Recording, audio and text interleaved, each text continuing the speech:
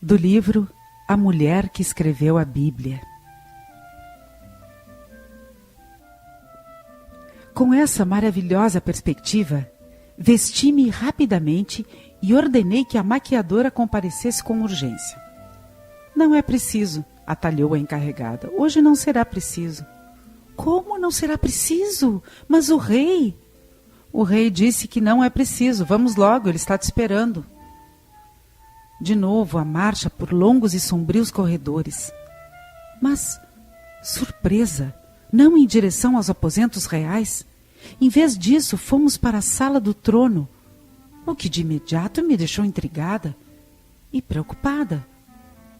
Por que viemos para cá? Perguntei à encarregada do harém. Já verás, replicou. Deixou-me à porta do recinto e se foi. 2 cortesãos me fizeram entrar. Ali estava o rei, sentado no trono. Ao vê-lo, quase desfaleci. Tinha um pergaminho na mão, o meu pergaminho, a carta que eu escrevera a meu pai. Eu não sabia o que fazer. Deveria arrojar-me ao solo pedindo perdão? Deveria explicar, não é nada disso que Vossa Majestade pensa, isso daí não passa de uma gozação, de uma brincadeira entre filha e pai. Não conseguia decidir-me e permaneci ali imóvel, os cortesãos a meu lado. Quanto ao rei, limitava-se a me olhar fixamente, inquisidoramente. O silêncio na sala era insuportável, era ameaçador. Acabei de interceptar tua correspondência, disse ele por fim num tom absolutamente neutro. Uma grosseria de minha parte, reconheço, mas já que não usaste o correio palaciano, senti-me autorizado a tal. Ademais, hás de convir que o assunto envolvia a segurança do reino. Tive, pois, de fazê-lo. Apesar do pânico, já não me era difícil reconstituir o que acontecera. No momento em que eu arremessava a carta por cima do muro, o pastorzinho acabara de ser detido por guardas do palácio. Estavam a interrogá-lo quando do céu, por assim dizer, caíra aquela coisa insólita, um pergaminho amarrado por uma fita. Os guardas haviam-no entregue a seu comandante, que, suspeitando de algo sério, levara ao próprio rei. Conspiração contra o trono, continuou Salomão. Assunto grave. Posso condenar-te à morte, sabes? Claro que eu sabia. Por muito menos meu pai tinha mandado apedrejar o pastorzinho. A lei era dura naquele país, muito dura. Olho por olho, dente por dente. Mas, se pensava que eu me jogaria ao solo, chorando e pedindo perdão, estava enganado. Eu já tivera a minha cota de humilhações. Que mandasse me matar, estava no seu direito. Mas eu morreria em silêncio, com dignidade. Contudo, não estava pensando em execução. Nada havia de ameaçador no olhar que me dirigia. Ao contrário, a situação parecia até diverti-lo. E lhe dava ideias, como logo vinha descobrir. Pediu aos cortesãos e aos soldados que nos deixassem a sós. Levantou-se, desceu os degraus do trono e, conduzindo-me a um divã, pediu-me que sentasse a seu lado. Olhou de novo o pergaminho. Está muito bem redigido, uma obra para fazer inveja a qualquer escriba. Mirou-me fixo. Alguém escreveu isso para ti? A pergunta me deixou na defensiva. Estaria ele buscando indícios de uma conspiração palaciana? De toda forma, eu não mentiria. Disse que não, que sabia ler e escrever, que fazia isso há muito tempo. Maravilhoso! Tu és a primeira mulher letrada que encontro? Afirmou com uma admiração que, devo dizer, massageou consideravelmente meu ego. Pobre substituto para outras e eróticas massagens, mas naquela situação eu não estava em condição de exigir mais. Além disso, escreves muito bem. Eu não conseguia parar de ler. E olha que eu não sou de muita leitura. A minha sabedoria vem da meditação, não dos livros, e daquilo que os pássaros me ensinam. Surpreendente elogio que eu agradeci agora meio ressabiada. Muita esmola para a pobre santa que eu era. Haveria algo por trás daquilo? havia. Quero te fazer uma proposta, ele disse. Mas antes, deixa-me fazer-te uma pergunta. Conheces o templo que edifiquei? O templo de Jerusalém? Sim, eu conhecia o templo. Por fora, já que entrar ali era coisa vedada às mulheres. A mim não impressionava muito aquela grande e luxuosa construção. Mas ele, ao contrário, considerava a grande realização de seu reinado. E aí começou a falar sobre o templo. Tratava-se de um antigo sonho, um sonho que não era só dele, mas de todas as gerações que o haviam antecedido, e que a ele coubera tornar realidade. Para tanto, não poupara esforços em busca de ouro e madeiras preciosas. Suas naves tinham cruzado os mares e chegado a regiões longínquas, regiões povoadas por homens bronzeados que andavam nus. Adornavam-se com penas de pássaro e falavam uma língua desconhecida. Milhares de trabalhadores haviam sido mobilizados, imensas quantias haviam sido gastas.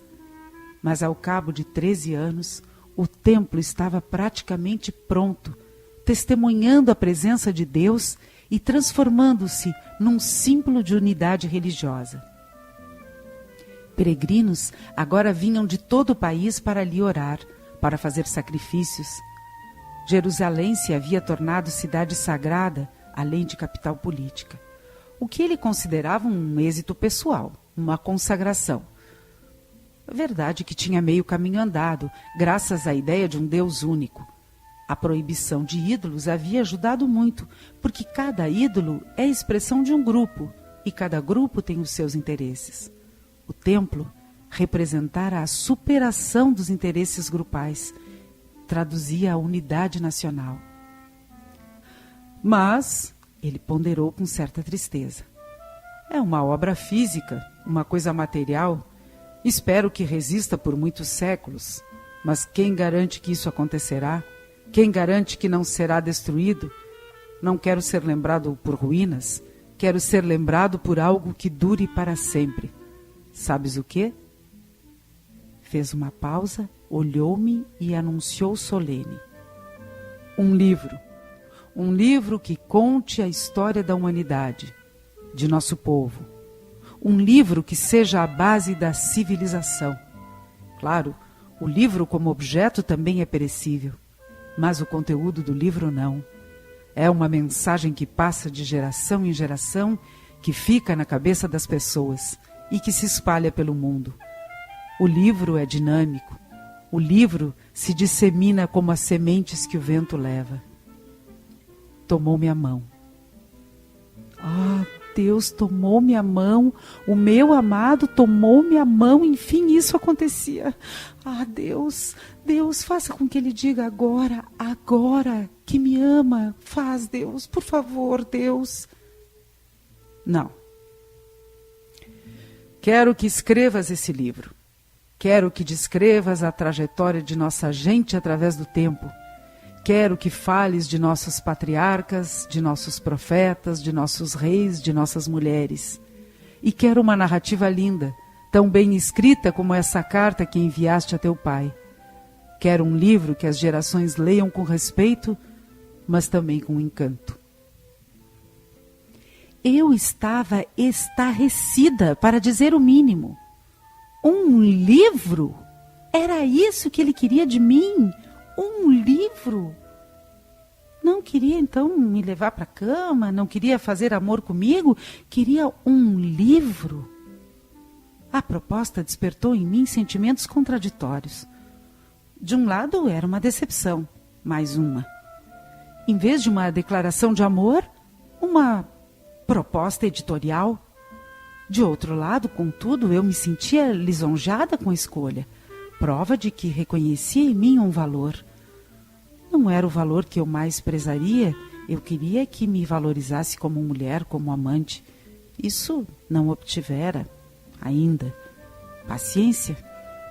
De qualquer forma, era uma mudança, extraordinária mudança, de rejeitada, mas de quase condenada, eu passava à categoria de colaboradora, o que me colocava numa posição especial. Daí em diante, E de alguma forma eu estaria a seu lado, o sábio rei e sua intelectual esposa. Agora, era uma tarefa gigantesca escrever a obra que ele pedia. Eu não tinha a mínima ideia do que fazer, não sabia nem mesmo como iniciar. Um súbito desânimo, para não dizer terror, acometeu-me. Dava-me conta de que a chance de fracasso era grande. E um fracasso, mais um fracasso, era uma coisa que àquela altura eu não suportaria. Fracasso como escritora, fracasso como esposa, fracasso como mulher, era só aquilo que a vida me reservava. Por que não tinha me deixado em paz a vida? Eu estava lá quieta, refugiada na montanha, eu e minha feiura, eu e minha pedra. De lá havia sido arrancada. Para quê? Para o sofrimento, para a desilusão, para enfrentar um desafio superior às minhas modestas forças? Aparentemente, sem notar a minha angústia, ele continuava. Não penses que se trata de promoção pessoal. Para mim próprio, não quero mais que um capítulo, e pode até ser um capítulo curto, coisa simples, sintética. Claro, a construção do templo tem que entrar, e até com detalhes. Mas não é preciso mencionar que falo com os pássaros. Isso a tradição se encarregará de preservar. Basta que fales de minhas obras, de minha paixão pela sabedoria. Mirou-me. Estás me ouvindo? Estás prestando atenção no que estou te dizendo? Respondi que sim, que estava ouvindo, que estava prestando atenção. Pareces um pouco distraída. Quero te lembrar que estamos falando aqui de uma missão. E quero te lembrar também que pesa sobre ti uma acusação. Percebeu que cometeria um erro. Se queria minha ajuda, não o conseguiria com reprimendas e ameaças. Poderás perguntar, continuou num tom mais conciliador, por que razão estou solicitando a tua colaboração? É impossível, dirás, que um rei tão poderoso não tenha quem lhe escreva o livro que deseja. E eu te responderei, bem que tentei, não fazes ideia do esforço. Vem comigo, quero te mostrar algo. Atravessamos o salão do trono e chegamos a uma pequena porta, meio oculta por um reposteiro, e que dava para uma ampla sala cheirando a mofo. Do teto ao chão, prateleiras cheias de manuscritos, e sentados ao redor de uma grande mesa, 6 mirrados anciãos, os 6 com grandes barbas brancas. Mal entramos, puseram-se de pé, olhando-me com uma expressão de ofendido assombro. Mulheres não eram bem-vindas naquilo que se constituía, obviamente, o reduto do saber do palácio. Mas o rei estava ali, e isso era o que importava. Cercaram-no e, ignorando minha presença, começaram a falar todos ao mesmo tempo, uma algaravia incompreensível e insuportável. Salomão pediu calma. Está bem, senhores, está bem. Mais tarde vamos discutir essas questões todas. Saímos, ele fechou a porta atrás de si, voltou-se para mim com um sorriso melancólico. Viste? Esses são os homens a quem encarreguei da tarefa. Há 10 anos estão nisso. Falam, falam, falam, escrevem, escrevem, escrevem e não sai nada. Sabem tudo o que é preciso saber, mas brigam tanto entre si que não conseguem chegar a um acordo sobre o texto final. Por isso te chamei. Em primeiro lugar, nada tens a ver com eles. És mulher, e mulher inteligente, disposta. Depois, escreves muito melhor que cada um deles ou todos juntos. Tua carta é uma prova disso. Eu a li pelo menos 3 vezes. Lembrou-se de algo que o fez rir divertido. Aquela parte em que me descreves como um marido insensível. Aquilo estava muito bom. Quase me convenceste de que sou mesmo um vilão. Com a missão que te confio, conto me reabilitar. Deus! Talvez fosse impotente, mas que era uma raposa, isso era também. Com o elogio me derreti toda. Consegui, porém, conservar o sangue frio. Mais do que isso, fui, modéstia à parte, finória. Tão finória quanto ele. Poderia ter dito, faço o livro desde que trepes comigo. Mas aquele não era o momento para tal exigência, com seu evidente componente de grosseria. Quando terminasse o trabalho, quando lhe levasse a obra completa, dizendo, aqui tens, Salomão, o teu templo literário. Ele não resistiria, ele cairia em meus braços. Eu seria não apenas a sua esposa letrada, eu seria de fato e de direito a rainha. Admirada que estava com minha própria esperteza, uma dúvida contudo me ocorria. Entre nós dois, quem estaria enganando quem? Questão mais que pertinente, afinal eu estava tratando com o mais sábio dos mortais, o homem que conhecia tudo sobre o ornitorrinco e que falava a linguagem dos pássaros. Mas eu não estava interessada em disputar um torneio de astúcia, mesmo porque a proposta me seduzia. Me seduzia tanto quanto me haviam seduzido seus negros, fundos olhos.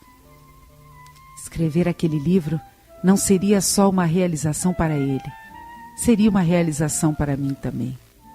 Templo eu jamais haveria de construir, mas a obra de que ele cogitava estava assim ao meu alcance, ainda que eu levasse toda a vida a escrevê-la. Nesse empreendimento estaríamos juntos, ele e eu.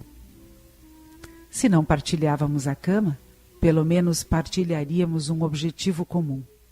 O texto seria o refúgio em que habitaríamos, só ele e eu, longe das 700 esposas e das 300 concubinas, longe do trono e de seus leões, longe dos pombos que em tudo cagavam, longe das intrigas políticas e das audiências públicas. Em verdade, tão excitante me parecia agora a perspectiva de escrever o livro que me sentia gratificada pela simples ideia de nele me envolver, de seguir o fio da narrativa como quem segue uma pista num labirinto. No desconhecido território em que em breve eu penetraria, talvez pudesse andar com a mesma desenvoltura com que evoluía, só pelas sendas da montanha. Agora, se no caminho encontrasse uma caverna, e se o mestre Salomão quisesse entrar comigo naquela caverna? As cartas estavam na mesa. Pois havia, claro, cartas na manga, várias cartas em várias mangas, mas essas cartas só seriam usadas mais tarde. E eu já tomara a minha decisão. De modo que, quando ele perguntou com a gentileza habitual se eu aceitava participar no empreendimento, não vacilei. Topo, respondi. E acrescentei um tanto afoita. Se for o caso, posso começar já. Ele sorriu. Nesse momento tive certeza de que já não me achava tão feia, que descobria em mim uma oculta beleza, a beleza da inteligência, da cultura. Eu sabia que podia contar contigo.